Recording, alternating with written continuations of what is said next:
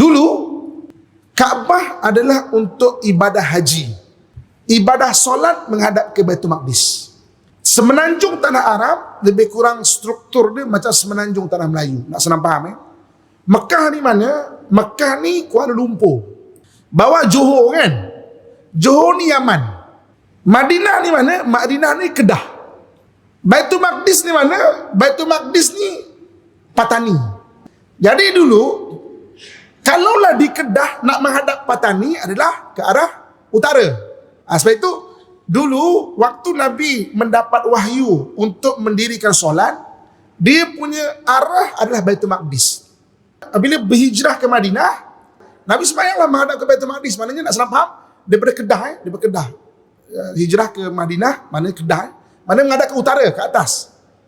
Satu hari sedang Nabi solat, ketika solat asar di Masjid Qiblatain. Qiblatain itu maknanya dua kiblat. Naik rakaat ketiga. Lepas rakaat kedua ni, naik rakaat ketiga, Allahu Akbar. Turun ayat surah Al-Baqarah 144. Fawalli wajhaka syatral masjidil haram. Palingkan ke Masjidil Haram. Maksudnya arahnya kurang lebih 180 darjah.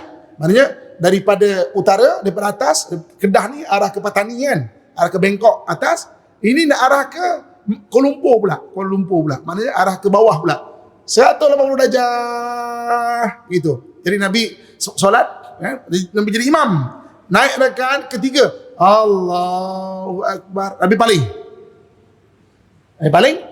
Nabi pun bergerak ke depan. Sahabat pun buka jalan. Sahabat tak tahu ni. Ke depan. Sampai dah ke depan, semua sahabat berpaling, habiskan lagi 2 rakaat. Habis sembahyang, barulah sahabat tanya, ya Rasulullah, kenapa kita tiba-tiba menghadap ke arah selatan pula? Turun ayat surah Al-Baqarah 144. Fawalli wajhaka syatral masjidil haram. Maka sekarang arahkan, palingkan untuk ibadah solat juga ke Kaabah, ke Baitullah. Dulu hanya ibadah haji saja semata-mata. Sekarang solat juga arah ke arah Kaabah. Dan itu tuan-tuan sekalian, ketika Nabi Isra dan Mi'raj, kan Nabi sembahyang dekat dalam Baitul Maqdis. Contoh hari ini kalau kita sembahyang dekat dalam Kaabah, kita nak menghadap ke mana? Kita sembahyang semua menghadap ke Kaabah. Tapi kalau kita sembahyang dalam Kaabah, kita nak menghadap ke mana? Kita boleh menghadap ke mana-mana. Kalau kita sembahyang dalam Kaabah, kalau ada rezeki, mana tahu peluang tu hari nanti ada rezeki sembahyang dalam Kaabah, boleh menghadap ke